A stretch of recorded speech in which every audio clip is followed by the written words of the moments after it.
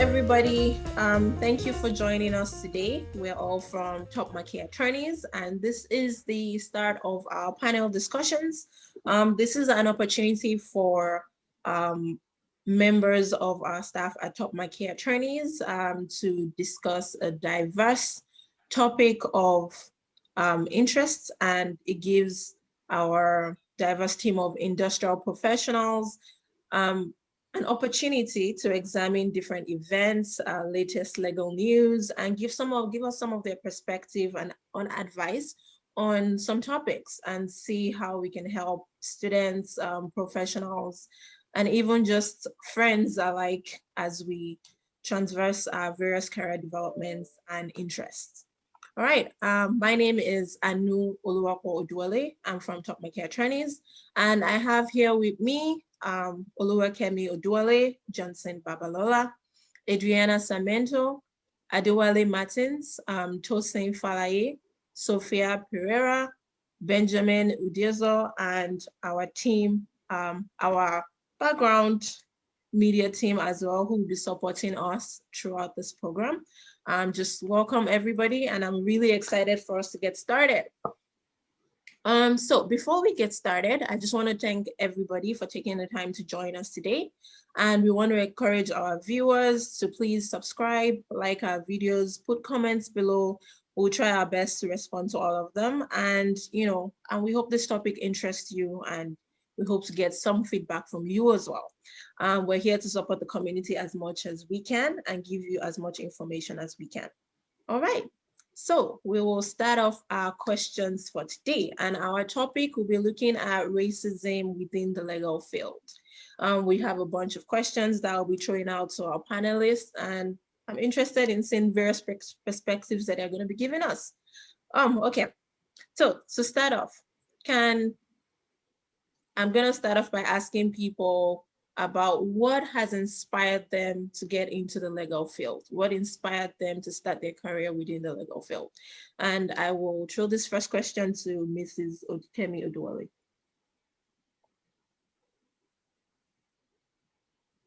Mrs. Camille Dually, please. Well, thank you, Anu. For me, sincerely, it's the wig and gown that inspired me to join the legal profession, because my background, I come from Nigeria, and we usually wear the wig and gown. And I see lawyers wear it on the TV. I'd always been an advocate for people's interests. Since I've been young, I advocate for people. When I see people who can stand up for themselves, even within my family, when I was young at school, I've always been that. But technically for the legal profession, it was the wig and gown. But when I got into it, I just realized that the profession gave me the opportunity to be able to explore things that I like, which is advocating for people, mentoring people, empowerment. And that is my journey to being in the legal profession. Wow, that sounds really inspiring. So how does it feel now, though, not being able to wear the wig and gown? Sometimes I feel jealous, but I wear it at the federal court though, but it's just awesome. My wig I don't wear, but I still have time to put on my gown. That's awesome. That's awesome. Thank you so much for sharing. So, Mr. Babala, can you tell us a little bit about what inspired you to join the legal career? I was, thank you so much anyways, but I think I was a confused kid. I had no idea what to do with my life. I had always wanted to be an agriculturist, rear animals and do all those kind of stuff. But I was not very good in the sciences. So I struggled in mathematics, I struggled in physics, I struggled in chemistry. And but I found that I was good in the social sciences and some of the art subjects as well. So out of my restlessness, I started talking to friends, and they said, you know what, you might be a good lawyer. Why don't you try that? So it was just out of that I said, okay, let me try that. But then so law did not come to me as a first love. I wouldn't say that. I grew my love, so eventually I fell in love with law later in life, after I started and I saw that, here was an opportunity to help people. here was an opportunity to speak for those who have no voices. And I have not regretted that. That's good. That's really great. So would you say that love has grown over time, or? Yeah, we are very much, the love is growing. We are very much in love with one another. And I do believe that this love will last forever. Yes. That's awesome. That's good. We pray the same, especially for our clients out there who we know love to interact with you. Absolutely. All right. So, Adriana Samento, can I please get your input on what inspired you to go into the legal field? All right. So I think, I come from a different background. In Mexico, I was studying for accountant. So, but I discovered that I wasn't good with numbers either.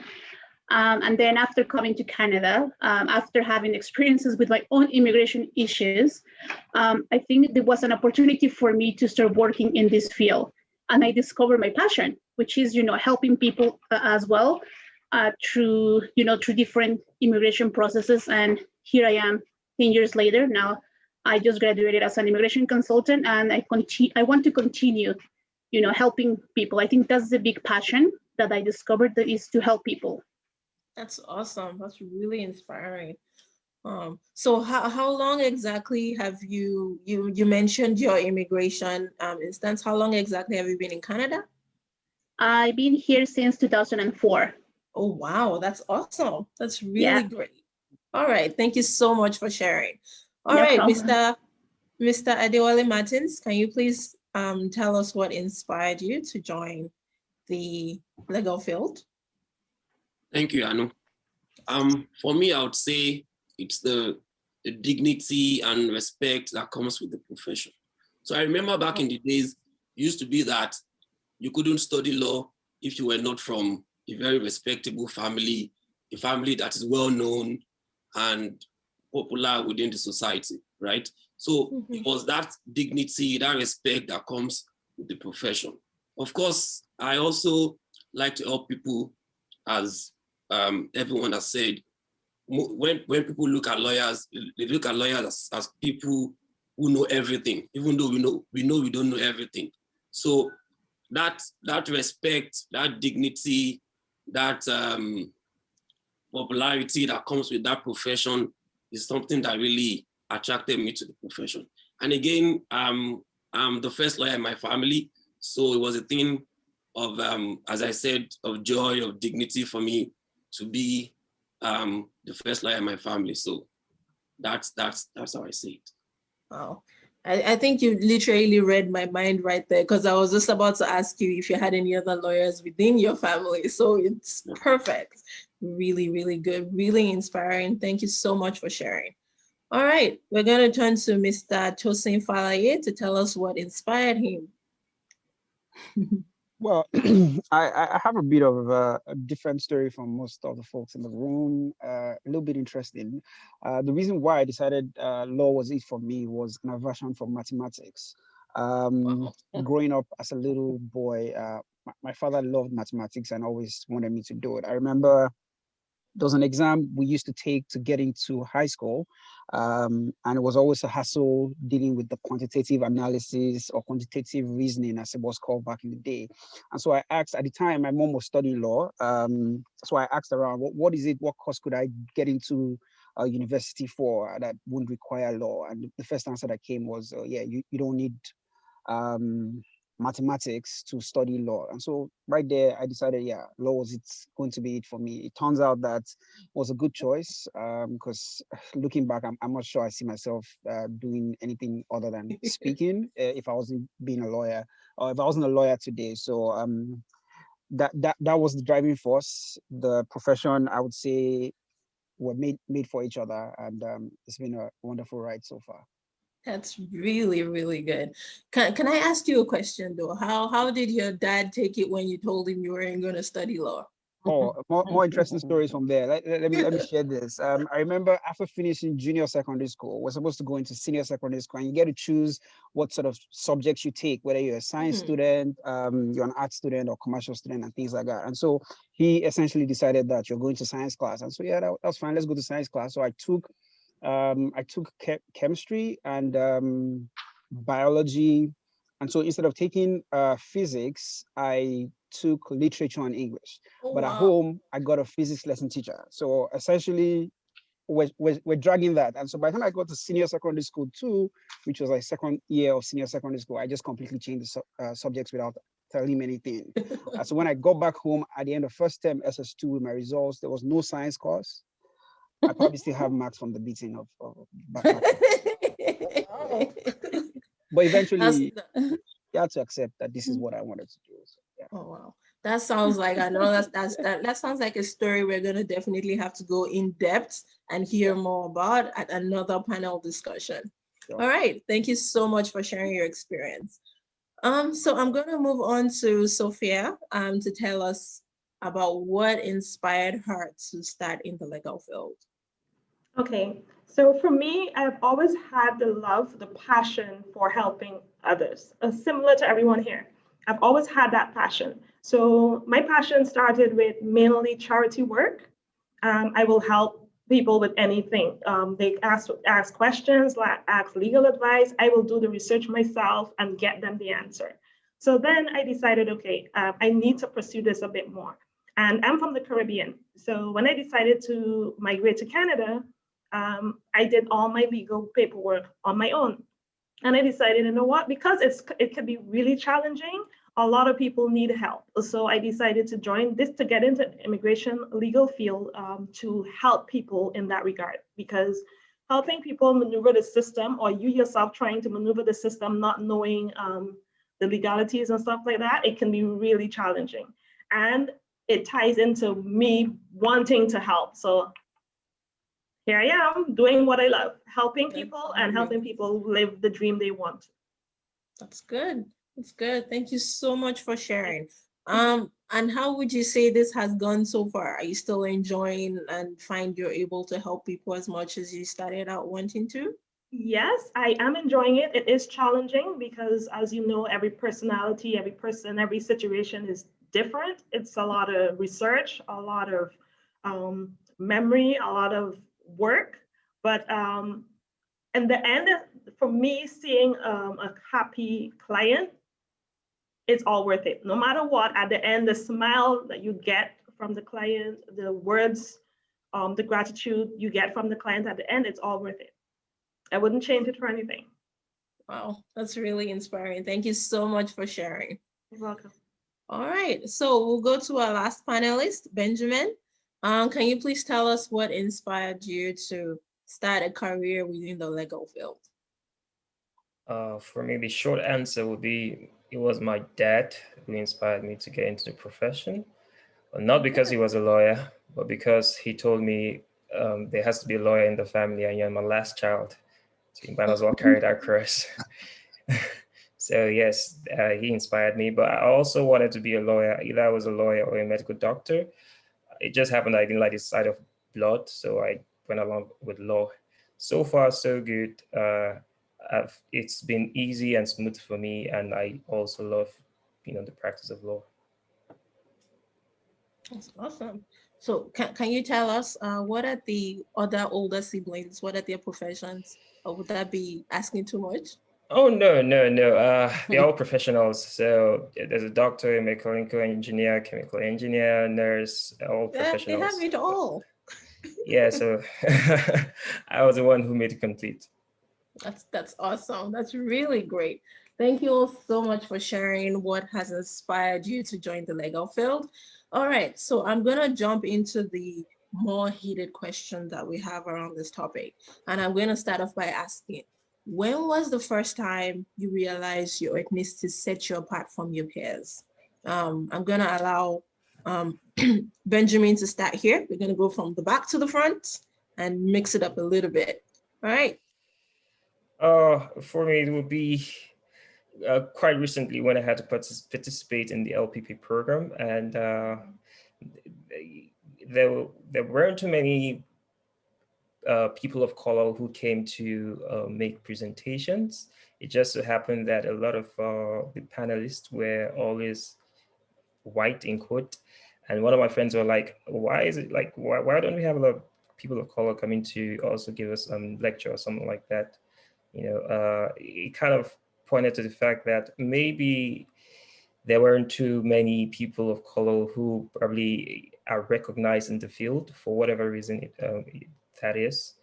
But that was probably the moment I would say I felt like it is time for us to be involved in the scheme of things as well. So your perspective came while you were a student, and the attention was even brought to you by your peers, right? Yeah, the attention was, it was brought to me by my peers. Like, it wasn't something I was probably, trying to figure out, but someone just pointed it out to me. That's interesting. Interesting. Can I ask Mrs. Dually how she would contribute to this question? When did you first realize your ethnicity set you apart from your peers? The truth is, it's a different concept, right? I'm a lawyer trained in Nigeria, and the truth is your ethnicity makes a difference in whatever context. Even while I was practicing in Nigeria, and I was in Abuja for a while, I was practicing there, and I'm not from the ethnic there, the Hausas there, I'm a Yoruba person. And I realized that my ethnicity has a role to play as well. So in order to ensure that I could move my files along, I had to learn some few Hausa words so that when I get to the courtroom, I could greet the registrars in the language they're used to, right? So I had a kind of rapport with them.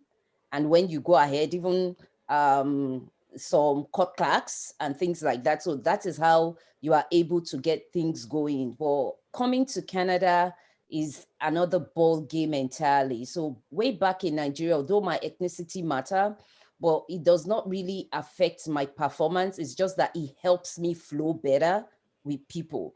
But coming to Canada, I realized that my ethnicity made a world of difference. Just like Benjamin said, I realized that there are not a lot of people of color that are recognized in doing things. But after practicing for years, I've met with amazing, successful, intelligent people, Black, Indigenous, Asian community. They are doing well, but they are not within the mainstream. So that is one thing that I realized that that has to change. There has to be a shift in that. And just like Benjamin had said, sometimes we're so used to the climate we see that you don't even think that here are 10, 20 people making presentations and there is nobody of color there. He didn't even think about it because unconsciously, those are some of the biases we're used to. So in practice, I've come to see that a lot. I remember when I was doing my master's program and they needed somebody to be on the website, I was contacted. I was naive then, I'd done it, but it was one of my friends, my very good friends in school, she's from Malaysia. And she was now asking me, but why did they pick you? And I thought, why me? So I just went to the international office and just asked, why me? They really couldn't tell me anything, but I realized it's my ethnicity. So it's not all the time that is a negative thing, right? But sometimes they use, ethnics are used sometimes as in quote poster people when we want to show that we have people of color involved, just not really in the mainstream to achieve things, but in just the respect of just making sure we count the quotes or fill the number. So I've realized that my ethnicity made a world of difference in what I do. And as a person, I've tried to ensure that I do my best and advocate for whatever I need to do so that my ethnicity is not a minus in all I'm doing or what I've done. So. For some of our viewers who are curious what Hausa is the language that is predominantly spoken by Northerners in Nigeria. Can I ask a question, Mrs. Dually? During your court experience in Abuja, as you mentioned, did they have translators who would have made those the communication with the lawyers and judges or members of the court who spoke Hausa? Do they have translators that would have helped make that transition easier? English is the official language in Nigeria. So even in the courts, we use English as an official language. But I'm just trying to let us know the perspective of ethnicity, you know, because it's majorly, that's the language that is spoken in the community. So everyday language of the people, even in the courtroom, the registry, they speak that language. So if you want to get things done, you want to get close to the registrars, you have to try to come to their level and speak one or two things from their language to get things done. But the official language of the court correspondence is English, so that everybody can do that, yes. Oh, wow, that's really interesting. Difference in culture, we can totally tell just alone from the experiences she's had in Nigeria and here, the difference in culture, the difference in different countries. Gives us a lot to need to think about. All right, so now I'm gonna ask Sophia as well. When was the first time you realized your ethnicity set you apart from your peers? Okay, for me, I will say I realized that when I first moved to Canada, so a family member is who brought that to my attention, because for me, it's not, I've never had per se had that challenge. As I said, I grew up in the Caribbean and we represent all cultures, and I love culture. It doesn't matter where you're from. I love culture. I love to experience it. I love to share my culture as well. And when I moved to Canada, my first job was also in the legal field. And I remember a family member, aunt of mine, she said to me, "Why are you going to do that job? Everyone there is from here. You're not from here. You're not going to get through." So that was my experience. It was a negative comment from a family member that said to me, "It doesn't matter what color my skin is or where I'm from, it matters what I have to offer." And I held my head high and I went on to do my interview and I landed the job in the profession that I wanted. So in the end, I said to her, it doesn't matter where you're from. It doesn't matter the color of your skin. It doesn't matter who you are. It's the person that matters. And for me, I believe that wholly and solely, it's the person that matters and not the color of your skin. And I teach that to my son as well. He goes to a school where he is the only child of color in his school, right? And it doesn't affect him. He's comfortable. It doesn't affect me because I teach him is the person that matters and not the color of the person's skin. So that was my experience coming from a family member telling me I can't do something because of the color of my skin. Oh, wow, that's really interesting. All right, so I'm going to move us to our next question. I'm going to throw this question at Mr. Johnson Babalola. So, sir, can you tell us what challenge have you had to overcome in your career development due to your ethnicity? I know we're going to have a lot of stories here that we can probably hear from you, but we just want you to give us as interesting as it can get. Yeah, I'm not going to tell you too many stories because we don't have a lot of time. I guess we can write a book about that. But just to some of those challenges, for me, I came to Canada in 1998, and I would say the challenges started right away. I recall writing about 200 applications for employment to work as a law clerk in the law firm, and I only got one interview. Out of 200? And yes, I only got one interview. It was with an immigration consulting firm who also ended up not even hiring me because he said he didn't have the money to pay. I recall telling him that, look, as a Nigerian, there was a potential big market in Nigeria, and I will open up the market for you.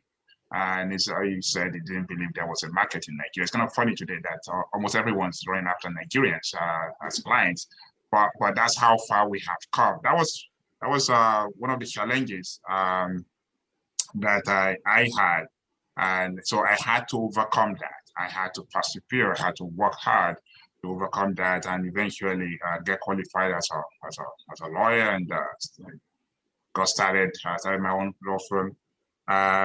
Beyond that, there are also other challenges that not just myself alone, many lawyers or people in the legal career who are of color will face from time to time. I do know that I have heard some of my colleagues, of color who have spoken about how the was seemingly discriminatory nature of how professional regulatory bodies, the legal profession treat people of color versus non-people of color, and that there's some kind of discriminatory nature to how issues that relate to them are handled, and I've seen that. I've seen that firsthand, and dealt with situations like that. That sometimes you ask yourself, if I was not of this color, will this happen? But for me though, it goes beyond that. Something that is of equal importance as to how people who are non-Black or who are of non-color treat, colored lawyers or legal professionals is the intra-racial discrimination. That for me is extremely big on the same platform. When people of the same color as you, as professionals, for whatever the reason might be, also have issues based on some perception that they have. And so, as an example, if you're a Nigerian and you're saying to a fellow Nigerian who is a doctor that, or you are thinking that a Nigerian who is a doctor is not as good as other doctors who are non-Nigerians or who are white, so to say, or lawyers or real estate agents or whatever. And I think that can be, that should be something that, we should all continue to think about and talk about. How we can respect each other. Camille said one thing, that she had met many legal professionals of color who are extremely good, who are sound, who are doing extremely good things in the community, but people within their own society, ethnic group rather, to also step up and recognize that and appreciate that. And because these are things that can move people of color forward equally with others who are of different color. So that's it. So I hope I have, I don't want to keep going because there's a lot of examples, but I think that should help a little. I think definitely that would be, just that question alone would be another panel discussion that we really have to get into instead of get stories. Right. But today, thank you so much for sharing that tidbit. And I'm just gonna throw another question to another person here. So Adriana Sarmiento, can you please tell us what are some of the main struggles and barriers that you think legal practitioners, whether they're consultants, whether they're lawyers, or even just clients or students, would tend to face in Canada? Thank you for the question. So I think there is a misconception of immigration consultants because there is no trust, right? I think I have experienced somehow within my own community that immigration consultants, they're not as good as a lawyer. So they think that if you go to see a lawyer, it's better than to see an immigration consultant. And also there will be the barrier of language, right? Because my first language is not English, it's Spanish. So I have to overcome that in order to, move forward. And would you say some of those difficulties contribute negatively or even positively to racial and discriminatory situations within these practitioners and within those people in those fields? Well, personally, I don't know how to answer this question because I haven't experienced that so far. Okay. But I think I have observed, right? I have witnessed that there is a lot of discrimination as well. So I think there is a different treatment sometimes between, like Mr. Babala has said before, of people of color and people of not color, right? Especially within the same opportunity, granting same opportunities, like landing jobs and everything. They will give preference to Canadian names, because if they see one ethnic name, they will say like, maybe no, let's just Too difficult to pronounce. Exactly, yes. That will be one of the things, yeah. I'm sorry, I know if I can just comment, just what Adriana said. I remember there's a family friend who was seeking for an internship position, and he's been calling a lot of places, and they told him that there was no spot for him. So he has a Caucasian girlfriend who made calls for him. So just a call that I'm just following up. This resume was dropped here and so date, and they said, oh, no problem. They're gonna find out. They scheduled him for interview. So one of them just called back and said, oh my God, that they called the number back. It was his girlfriend that picked it, that your resume is so impressive, but we never went through it. Come and take the position. You've got the job. They emailed the job and everything to him. He got there and they saw a black man. In fact, he said the man he couldn't help himself. He was literally shocked. So that is the barrier when it comes to that, just the accent, because he's been calling, he sent his resume, he didn't get anything back. But when the girlfriend called, he got interviews at every single place, and he got a job even without the interview, just because of the voice they had. So this is really real.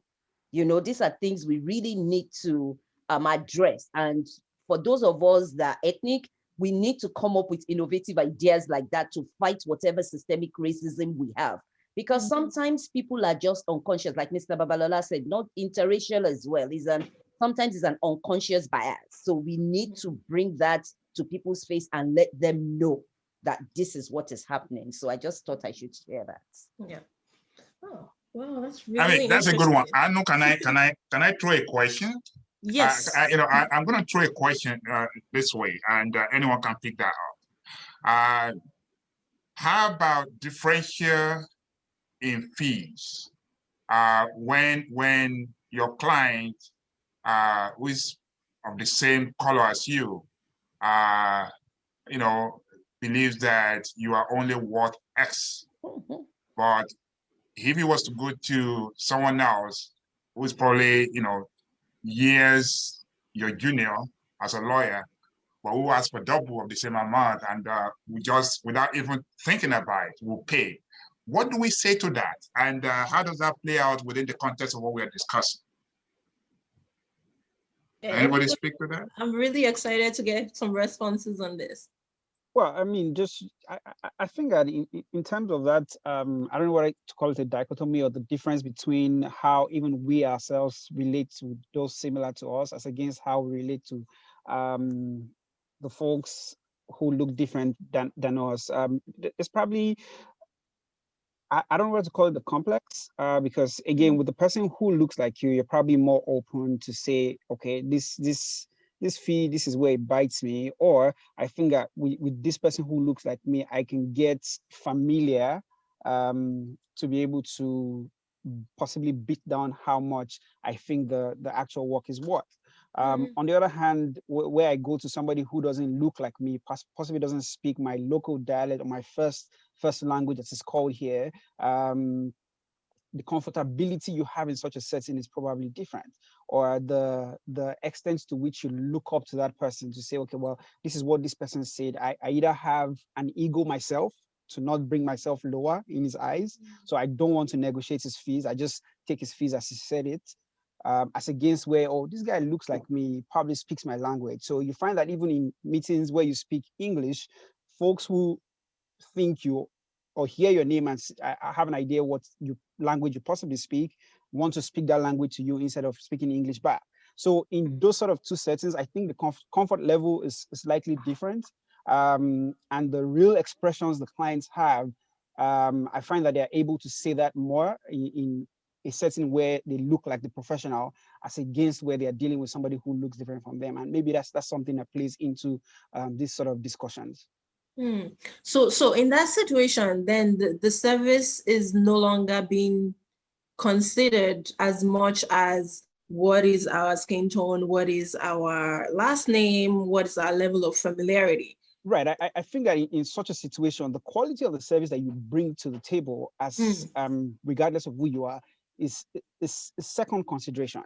I Which look at you, should not this guy be. speaks my language first. So I mean, just take for example, I've heard stories growing up that even in settings that are not as diverse as we are. So take for example in Nigeria, people get favors when they go into, say, government offices and the person there is speaking the same language as them. Oh, wow. As against where, or I go into the office and the person is speaking a different language, it's more likely that person deals with me officially. So I'm speaking Yoruba, you're speaking Igbo, we deal with each other as the book says. But if I get into the room, I expect the Yoruba man to deal with me slightly different. It's not different from what happens here, where, okay, this guy doesn't understand my language. I'm more focused, okay, this is what he wants to do for me. But this other guy speaks my language. Before I think about, okay, yes, he does quality work, he does solid research, fights for my case passionately, possibly understands the nuances that I'm dealing with as a person. But I think first, before I get to that part, let's talk as brothers. Oh, wow. Wow. Oh. That's really interesting. So I think that's definitely another panel discussion that we really have to go into, just sort of see what the discrepancies are when just even meeting a professional that is from your own culture and how you relate to them. So I'm gonna jump us into the next question here and ask Mr. Adewale Martins, what are some of the— I was just going to make a comment. Oh, please go ahead. On what Mrs. Dually said. Go ahead. About challenges you face when you're a person of color coming to a diverse community like Canada, you know. So I remember when I got to Canada, I used to apply to get a job and all that. So one thing that I did at the time was, okay, I think when I apply for jobs and they see my name, I think that really weighs on the mind of the recruiter, and they look at, okay, what's this name? This name doesn't sound like a regular Canadian or Caucasian name, right? So what I did at the time was to now take out my local Nigerian name and then always use both of my English sounding names to apply for jobs, right? I wouldn't say that really worked, but to an extent, I got a few interviews, right? But again, going back to what Mrs. Dually said, when I go for the interview, the moment I step in, everybody fixes their gaze on you. Their demeanor changes. Exactly. And then you're wondering, why are they all looking at me? Why? So in those cases, you just feel like, what is happening here? They don't, is there an issue of the recruiter having confidence in you, believing that you can do the job and all of that? So that really was a challenge for me. But I'm also going to backtrack a little. When I came into Canada and I got something to do in the meantime, I was studying and I was also working. I would talk to my colleagues sometimes at work and say, you know, I'm a lawyer back in Nigeria. And they will say, lawyer, why are you doing here? You are not a lawyer. You're not supposed to be here, you know? So those kind of things, they weigh on your mind and you are struggling with, how do I convince these people that I'm a lawyer, right?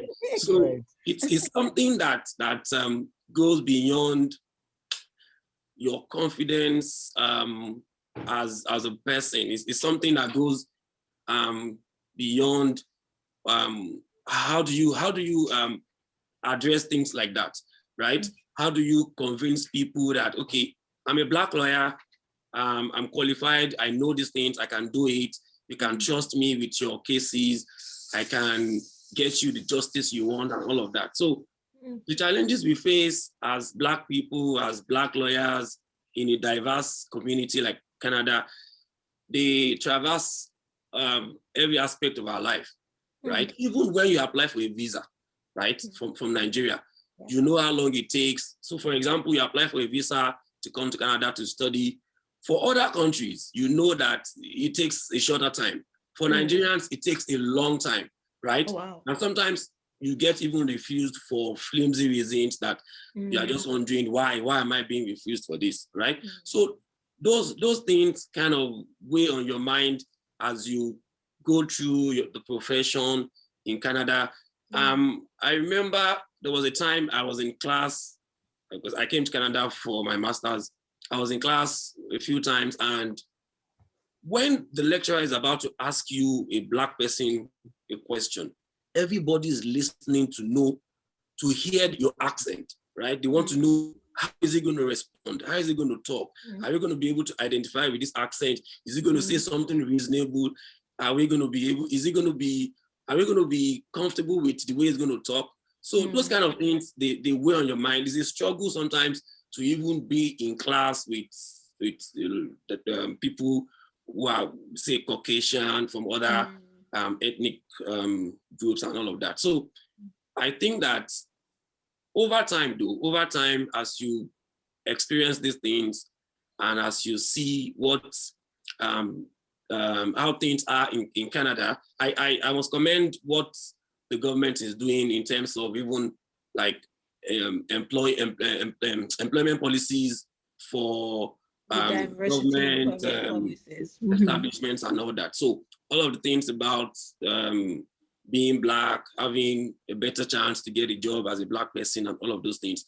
So they help you to understand that, hey, this is not a place where you should be afraid or you should feel less confident that you're a Black person. Right? So Canada is supposed to help you get better.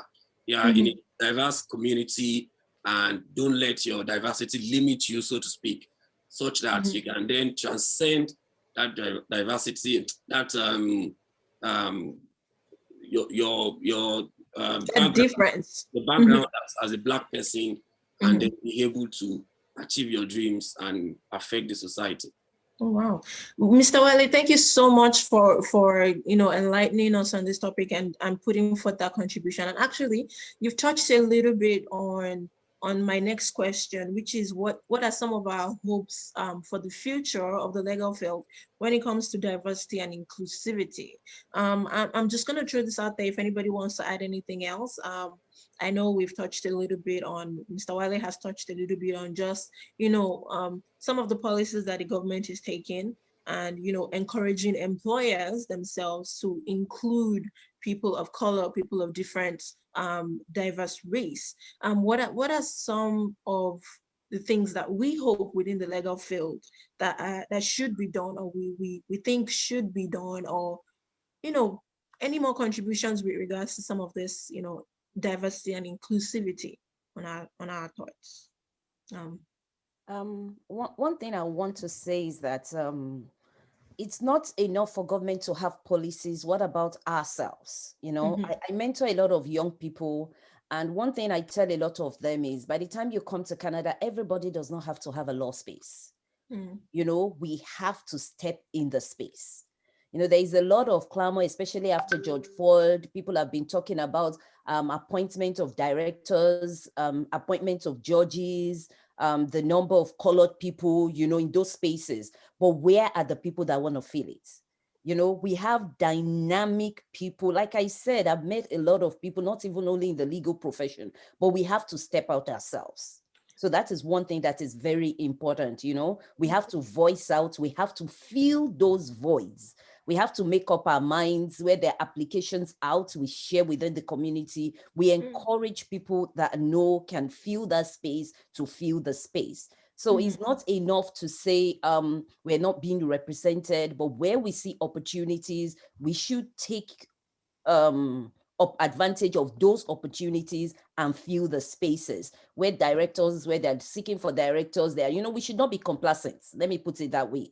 We need to be active, and take the spaces ourselves. So that is the way our voice can be heard, and we can also make a difference in policies. It is where we're in position of, I was discussing with my daughter, we were talking about, she said she was on Twitter, arguing with somebody for over 4 hours about policy in the province, about the rights of people, to I think it had to do with religious rights and things like that, you know. So she was now telling me that she was telling that person that there were issues with religious rights, right, with respect to discrimination.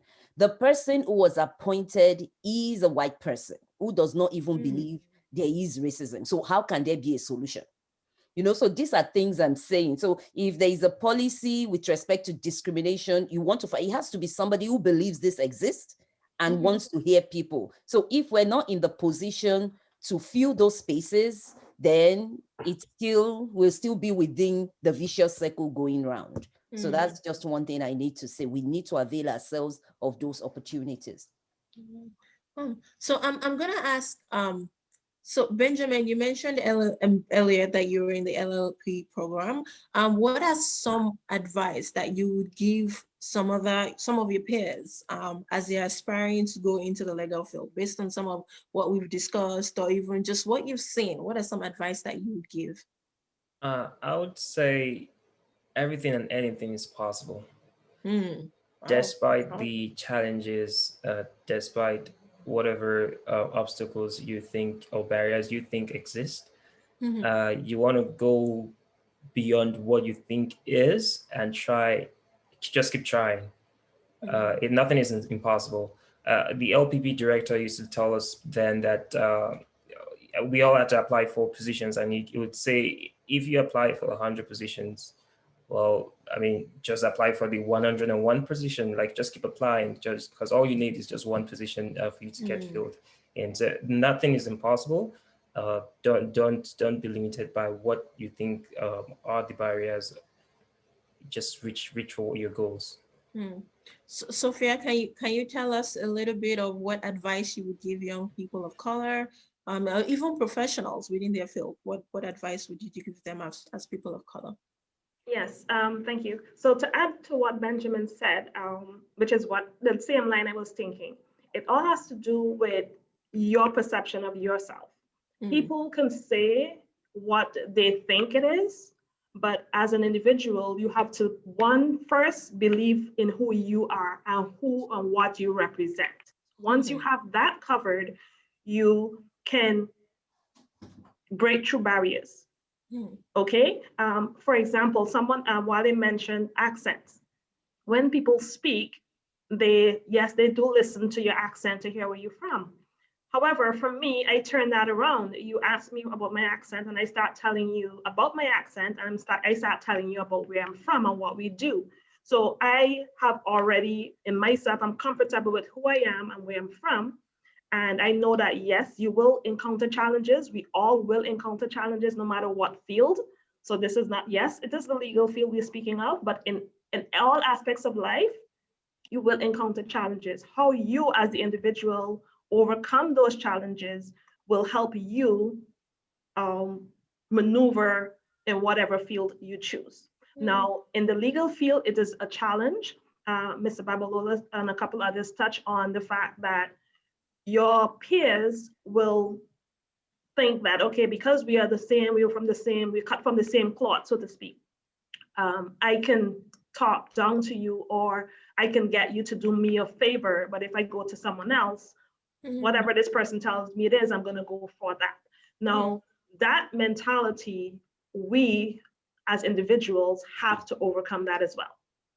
We have our worth, we know our worth, and we can't let someone that is our peer or someone that is not our peer, someone of a different ethnicity, to tell me or to tell us that, oh, you're less than I am. We studied in the same school, we sat in the same room, we have the same degree, so why am I less because I'm a different color? No, we have to let everyone know that this is what we've done. We're doing this because we love what we do and we want to do this. We want to help you, but you have to meet us halfway. So I am not, or anyone, I'm not going to encourage young people to let whatever negativity comes their way to hold them back from anything. I don't believe in negativity. If you tell me I cannot do something, I will do it just because. You know why? Because negativity does not exist in my circle. I don't encourage anyone to be negative. You come to me and you say it cannot be done. It's not. No, don't tell me it's not possible. Everything is possible. You believe in yourself first. So I hear a lot of emphasis. Yeah, I just wanted to point out, I hear a lot of emphasis on self-love and confidence. Yes, because it starts with us. It starts with you, inside you. People will not understand your culture. People will not understand your background. Your duty is to help them understand it. As people, yes, we have racism, but some people are not aware it is racist. They may make a comment and they will not be aware that it offends you, because in their culture, it is freely said. In my culture, if someone says something, it's like, okay, no, that is not how you say it, right? So it's all about educating the persons as well. Educating yourself and educating the individuals around you. And that is how I think we can break that barrier and make it easier for people of color to get to the level they want to be at. If it first starts within you, and then you have to educate the people around you. All right. Thank you so much for that, for sharing that. Mr. Falaye, I'm just going to ask what advice you would give young lawyers of color aspiring to go into the legal field, or even just your peers. What advice would you give them? You're on mute. Okay, I think that Benjamin and Sophia have echoed how I feel about this. Regardless of the color, you still need to keep projecting who you are. The fact that there seems to be challenges doesn't mean you reduce the quality of work that you put out. In the ways that you can, you do the best that you can, bring your A game always. There will be opportunities for that to shine through. Again, I think Benjamin said that you keep trying. Somebody used to say to me that regardless of the number of no's you get, sometimes what you need is 1 yes to get yourself in the door. When you get that yes, your quality shines through. Or ultimately, it's a person who gives up in between or before the real game starts that is forgotten, but the one who keeps trying would ultimately get in the door someday. So I would say that there's nothing that you can do. The quality you bring to the table has nothing to do with how you look. It has to do with the quality on your inside. All right. I want to thank everybody so much for all their contribution on this wonderful topic that we've picked today. And definitely, I'm looking forward to the next one. And I'm looking forward to hearing more stories, especially the stories we know you're hiding. And feel free. And, you know, we're hoping we can learn more from our lawyers, learn more from you about, you know, just little things that can affect our life positively, even when we're not thinking about them. Racism, a lot of people bring it from a negative perspective. I've had some wonderful, you know, contributions from here about how there are wonderful Black lawyers that are out there, wonderful professionals that are trying their best to break the glass ceiling and break that barrier. And, you know, we've had instances of situations whereby there are individuals who are putting people of their own ethnicity, of their own race, and putting negative comments out there when they're supposed to be helping to alleviate them. So thank you all for so much for all the contributions you've made. I've learned so much. I've learned about self-love. I've learned about breaking the glass ceiling, about pushing yourself that extra mile, and even just learning to appreciate your own experiences and knowing how much work you've put in, and not letting that affect how other people view you or what they ask from you, especially those that are asking for favors, And now I just want, we're almost out of time, but before we go, I wanted to show our viewers some of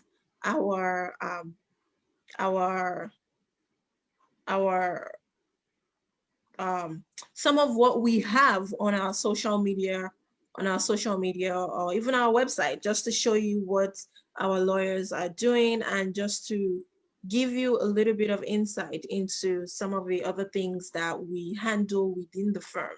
I'm just gonna get our media person to share our page. Sorry, excuse me. So if you're looking at the screen now, this is our website. if you look for Top Market Attorneys, that is tpmattorneys.com. If you Google that, it gets you straight to our website where you see a bunch of expert guidance on a range of legal topics that we've put out there, reasons why you should choose us, and how to contact us if you need legal assistance. You know, if you need help boosting your career or moving forward professionally, we do also offer training opportunities or mentoring opportunities. This is expertly tailored by our lawyers. You would have to get in touch with us to discuss that. If you're looking for ways to encourage your lawyers within your firms on microaggression, on diversity, on inclusion, on mentorship, you know, just get in touch with us and we're ready to help you tailor a program that would bring your staff to a higher level. If you're looking for active tips for professionals, not just lawyers, even doctors, you know, a day-to-day, how you navigate the terrain of difficult clients who are not so happy with what you're getting, or clients who are happy with what they're getting, or communication skills, writing skills. We offer all the services and we're ready to, you know, discuss them with anybody that is ready to meet with us and avail them with that opportunity. If you are our clients and you're not too sure about some of the legal terms or some of the area of